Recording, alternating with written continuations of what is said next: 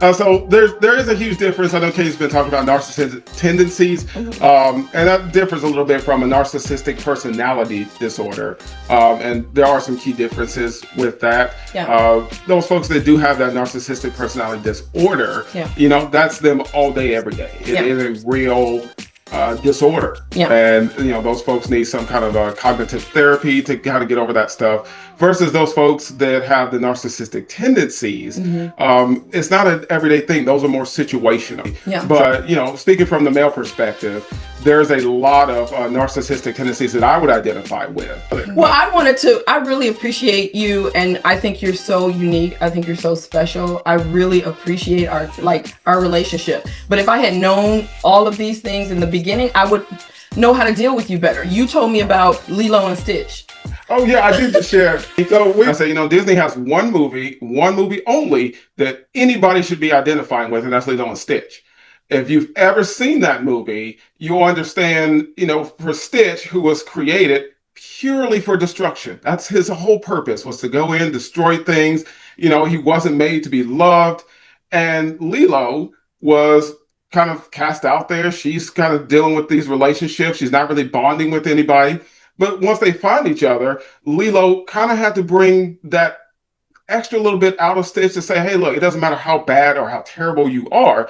That's not truly what I see in you. I need to watch the movie, because you're saying that I'm sort of like Lilo and you have this Stitch thing. And that's where the narcissistic tendency is. I want to destroy you. Essentially, I will destroy you. Well, I'm the destructive. That's what I'm saying. I'm the Stitch. Well, that's what I'm saying. You're definitely Stitch. I'm the empath, and I think I haven't seen it, but that's how I have felt in the relationship.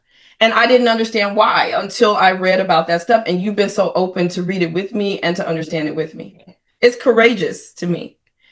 It wasn't always like, when I first was bringing it up, he was like, no, but you're so intelligent. To me, it's intelligent to be able to be like, okay, let me look at this. Yeah, I think in all fairness, the reason I was so diametrically opposed to that was because there wasn't that separation and the understanding of narcissistic personality disorder, which I still feel, if you don't really have that disorder, it's hard to hear that and to be like, yeah, that's me.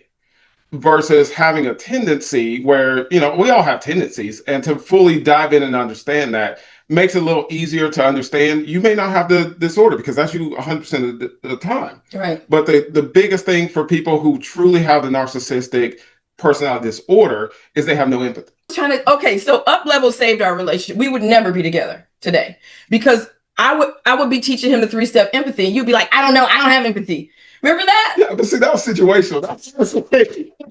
For years, he was like, I don't have any empathy. I said, only psychopaths don't have empathy. And he was like, I'm a psychopath then. I'm a psychopath.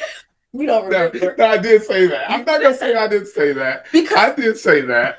But you couldn't say, I understand how you feel. It must be hard to feel that way. Right. You must feel frustrated. Right. I've been there before, so I get how you feel. You've never been taught that. Me growing up, no one empathized. Me and my brothers would get in the fights, and my mom would not come in and say, hey, look, what happened between you two, your brothers, you love each other. She'd say, go over there, hug his neck, tell me sorry. I wasn't really sorry. I said it because mom said to say it. So it wasn't really training on feeling real empathy. Yeah. So when you talk about that, I would absolutely say that in our relationship, that would be. But you got it after some time. Yeah. But I mean, it really took. We met in 2014. It's been that long? Yes. And we met, and here's the thing: for a full year, you would come over once a month. Now, nothing that I say is negative or against you. No. But you would come over once a month, have sex, and leave. Yeah. I was very willing because you were fucking hot. Like, it was, how, I don't want to say how narcs be, but like how men who have avoidant tendencies, like you want them, like when they're, it's the addiction thing. Like when they're there and when they're willing, you're just like, okay. But I really feel like people who have that narcissistic tendency know that. You think? Yeah, oh, absolutely. So you knew it? Of course I did. Yeah. It was fun. I was tortured. I would be like, you on purpose. Here's what I would do. I'd be like, Tiger, can we talk on the phone? No, I don't talk on the phone. No, I didn't talk on the phone. I'll be like, can we text? I would text you. Sometimes you would be texting back. It would be like days. I would wait days. Then he would text 2 words. So, I really feel like people with narcissistic narcissistic tendencies know this. And it's not a thing that we're doing on purpose. Like we're not intentionally antagonizing the person like, hey, I got you. We're not in our evil layers, cooking up schemes or anything. It's just that's the way that we relate because we know that if you're after me and I'm not really into you, I'm kind of holding you at arm's length, that's going to make it even better. Like when we finally connect, like you're really wanting me, it's like, okay. So it's a plan to really make the person be like really super. We like that. Wow. People with narcissistic tendencies, we love that. We love the attention. We love the energy. We want the people to just crave us. Wow, that worked. Literally, this is when we started to have physical altercations. Because I'm like, I have to have my emotions heard. And you were like, I don't want to hear your emotions. Like, I don't care about your emotions. It was just like, I don't want to hear that. What was that about? I didn't want to hear your emotions. Why? Because I'm a person that the way I interacted, the way I related with everything was as a problem solver. So it didn't matter what it was. My whole concept was to fix it. If something was broken, I'm fixing it. There's no fix for emotion. And so if Kenya would come and present an emotion, it's like, what do you want? How do I fix this? But you would get angry at the emotion. Because I couldn't fix it. Oh. If I knew how to fix the emotion, you would just stop. Well, how do you fix an emotion? You don't, and that's the problem. Is there is no fix to an emotion, and that's a concept that people have to understand. Although it was so challenging, and the physical altercations when I would become, if I cried, you might want to like you body slam me on the bed one time. That was for a different reason. I mean, it was emotion. So Kenya's right. We would kind of get into these physical altercations, but it wasn't just because, I'm angry, and just jumping out at her. It's because I was frustrated to the point of, I don't know what else to do because you're having an emotion. I can't fix the emotion. Mm-hmm. I can't get you to just say, do this one thing and that will fix the emotion. So at the time, I thought it was your childhood and I explored your childhood. We did all that and you would get mad at me for talking about your childhood. Yeah. Why? Because that was my childhood. It's personal, sacred to me. But in my childhood, we did not really see emotion. Mm-hmm. The only emotion that I could ever remember growing up would be at a funeral. Somebody died, then I see, my mom cry, I see my dad cry, so whatever, depending on who passed.